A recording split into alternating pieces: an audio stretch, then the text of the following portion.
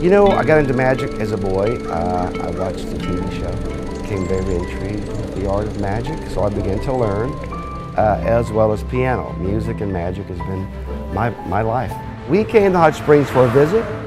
I've decided to go full-time in magic back in the early 90s, and we decided this would be a fantastic place to put a theater.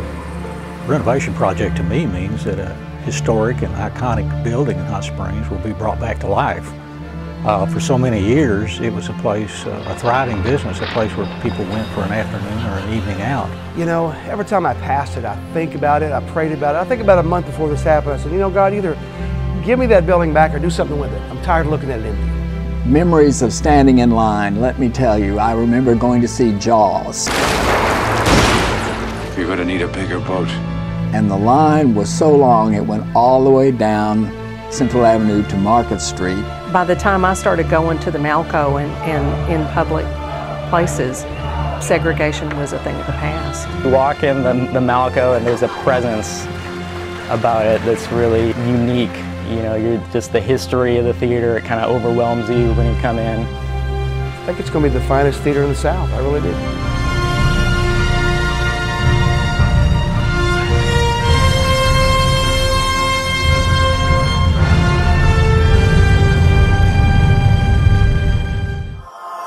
Magic, mystery, entertainment.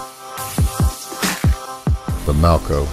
Before we can tell the story of the Malco Theatre, we need to go back in time, back to the early 1900s when silent motion pictures were taking the country by storm.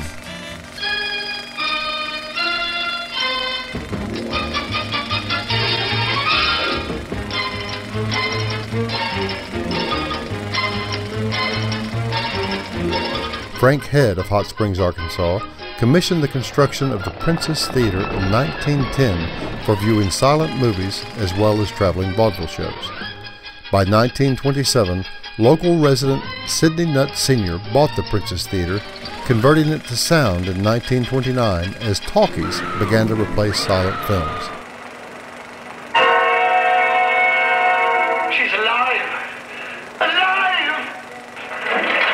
Okay, now watch me. I'm going to use number 1. Keep your eye on that thumb, maybe, and see what happens.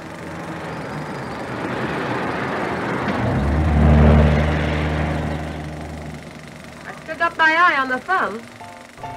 This was a 1,200-seat movie theater with the balconies and a giant screen up there with a matching curtain that encased the entire screen. You would open up, and of course they had some vaudeville-type acts here, I think. They would perform in front of the screen back in those days.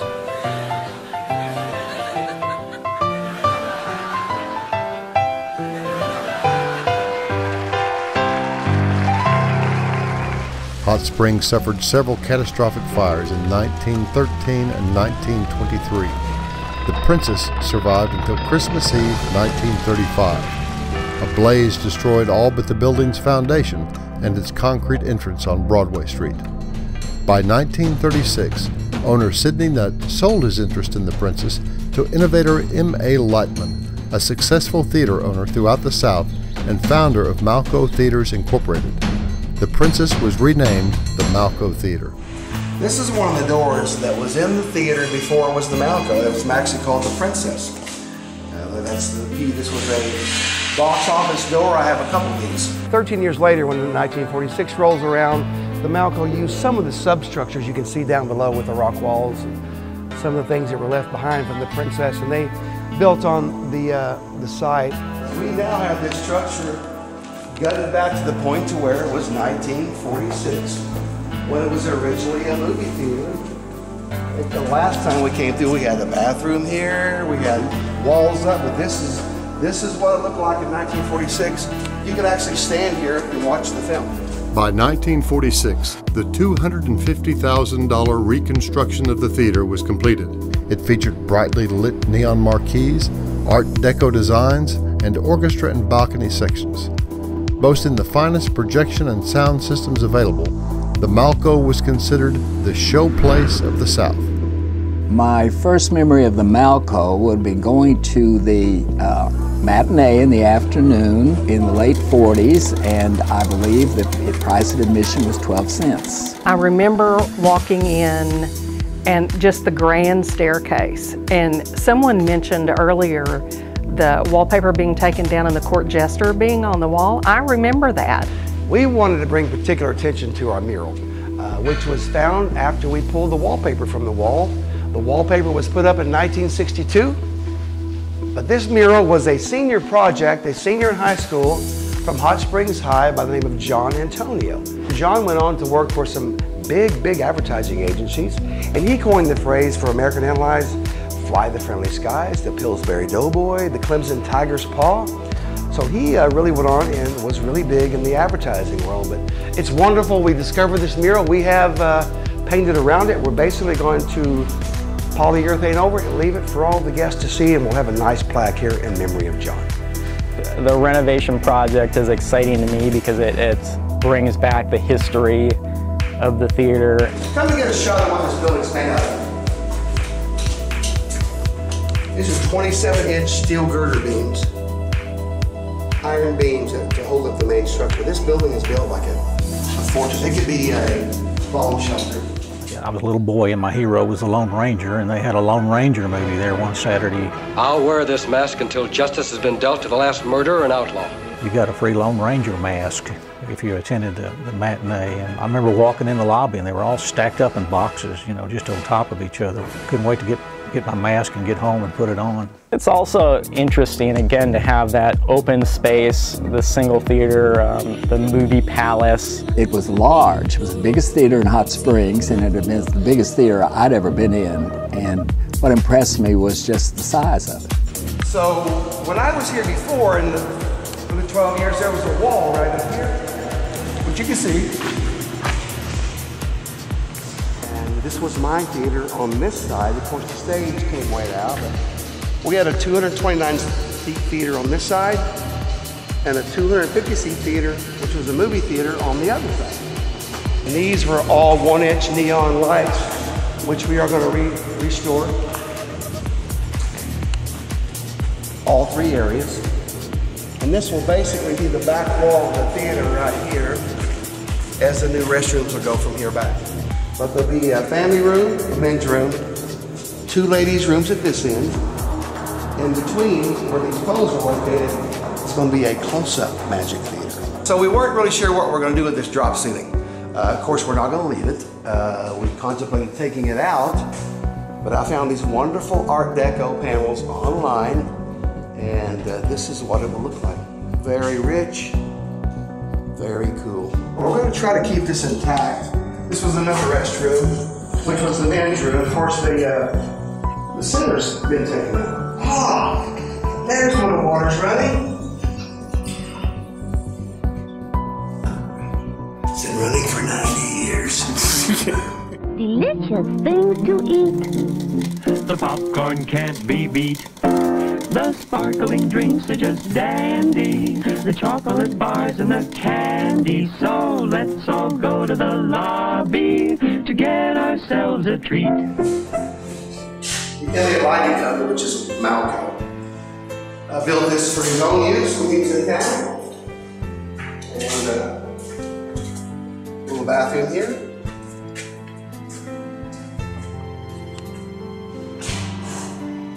With this very cool Art Deco apartment, sink, stove, refrigerator, all in one piece, solid porcelain. Going to the Saturday afternoon matinees for kids, and we always went in the back entrance, the entrance on Broadway Street. And I can remember vividly, standing out there. There were 2 lines, one for the white kids and one for the black kids. We went in our entrance and the black kids went in their entrance, and that was pretty much the last we saw of each other. Sadly, from 1929 to 1964, public buildings were segregated. The colored entrance was on the Broadway side of the Malco, while the white entrance was on Central Avenue. African American seating was limited to the balcony. The segregation at that particular time, and I'm talking about the 40s and the 50s and into the 60s, we went so far as to have separate water fountains. There would be a colored water fountain and a white water fountain. If you die of thirst, you you wait until you get home. I mean, don't you ever drink at that fountain. Now that stuff really stuck in my head. Oh my gosh! Still works. I had no idea. Still has water going to it. I don't know how safe that is. It's cold. Certain things like you could not go into the Malco. You had to go to the back or the side of the Malco. There was an entrance for the black and there was an entrance for the white. So this was originally the box office area where they would sell tickets from this side. I think the whites could come in here, but the African Americans had their own entrance here with their own marquee. Of course, the next attraction, tickets were bought here. Then they had their own restrooms. The concession stand was open to both sides, so you could see one another across the concession stand. The African Americans could buy concessions going up, and then there was a stairway, rather small stairway that went up there for them. And that's where you saw the romantic movies. When you got a little older, you take your girlfriend. Blacks went upstairs and whites were downstairs. And they sat in the balcony in a section, perhaps maybe a fourth of the balcony, and there was a wall there. The movies from the perspective of a black child watching them, yeah, it brought some things to it, but it wasn't the only recreational thing. And for us, I wouldn't say the main recreational thing. For us, going to the movies was a treat. We knew we were involved in something real big, and we were told not to argue, to be respectful. Maybe 30 years, this is all I had. Yeah, it's dated theater, Piccadilly May, we left in 1963. Now there's a partial ticket stub to show that we obviously gained admittance. Racial segregation in theaters was a big issue. And in the 1960s, it was a flashpoint for the civil rights movement. You know, being a child, it just didn't occur to me how wrong that was. And as I grew older and learned how bad it was, fortunately that stopped. I think the balcony seats are the best seats in the house. So that's kind of the paradigm. With the civil rights movement in the 1960s, segregation of entrances and seating were abolished. The Arkansas Historic Preservation Program has stated the Malco Theatre may be one of only 2 such formerly segregated theaters still in existence in the United States. In 1995, the Malco closed its doors as a movie theater and came under new management. The Malco Theatre as a movie theater just dwindled away. I think in 1995 when it closed, they had those $1 films here. Tourists just don't do those type things. Cold rainy day. Not a good day to be on the marquee, I guarantee. The film will go on. Illusionist Maxwell Blade and his Theater of Magic would revitalize downtown Hot Springs.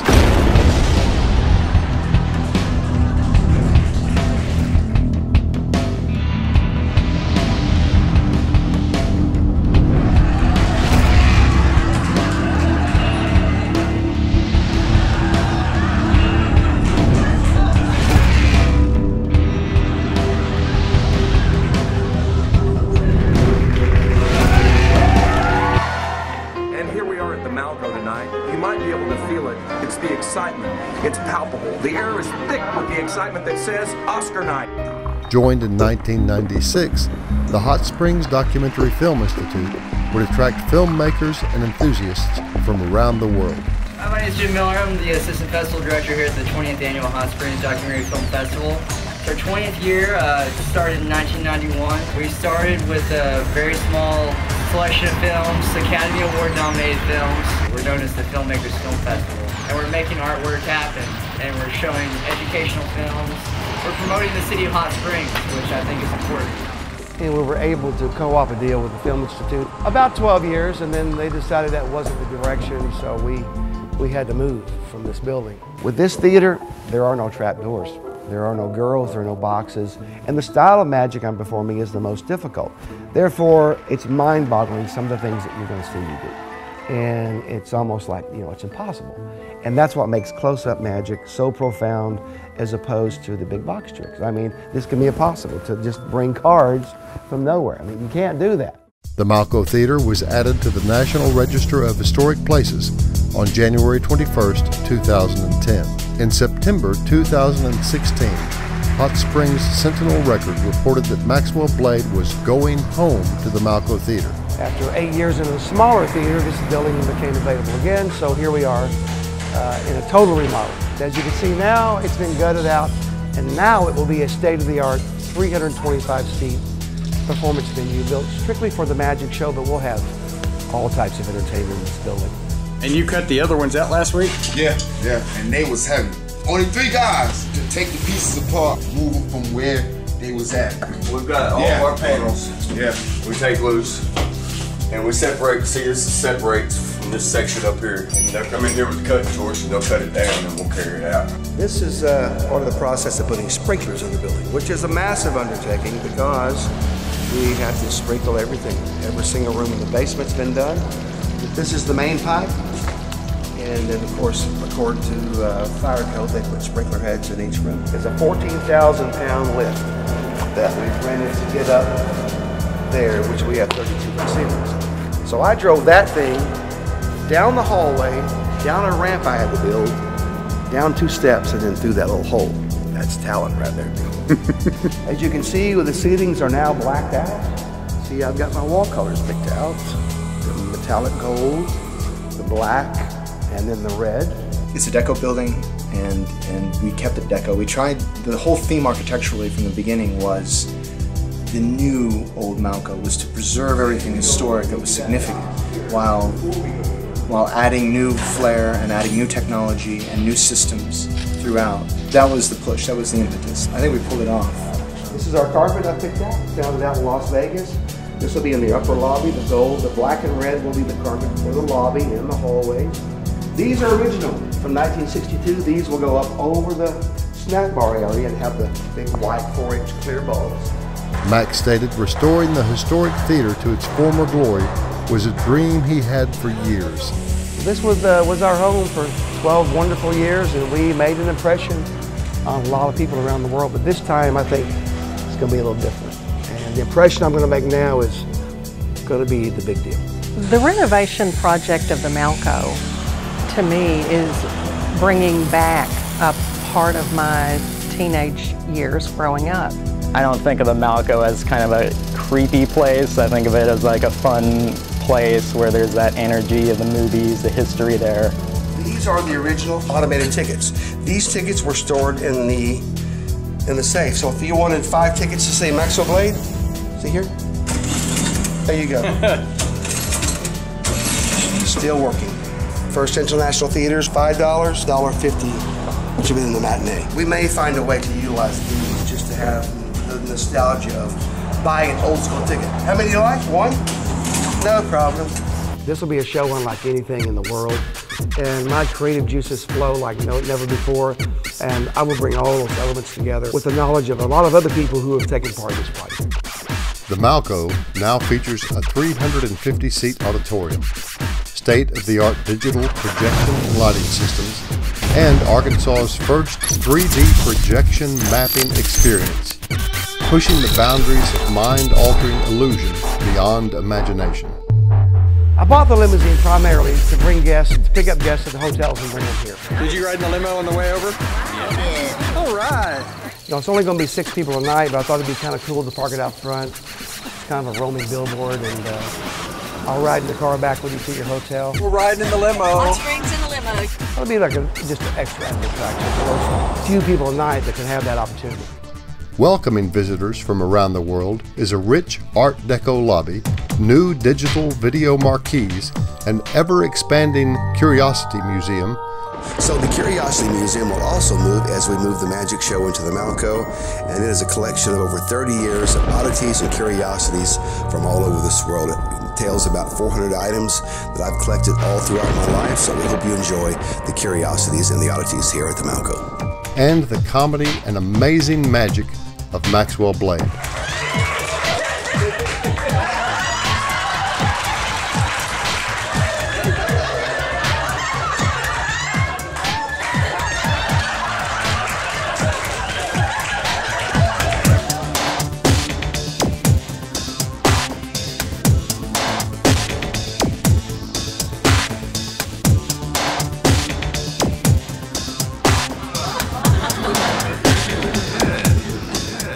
Rick Williams, who's the owner of this property, came to me in the beginning and said, Maxwell, I believe in you. This is your legacy. The Malco Theater is your legacy. And he knows about my passion, and I know about his passion for Hot Springs. And he said, let's do whatever it takes to make this happen. So here we are.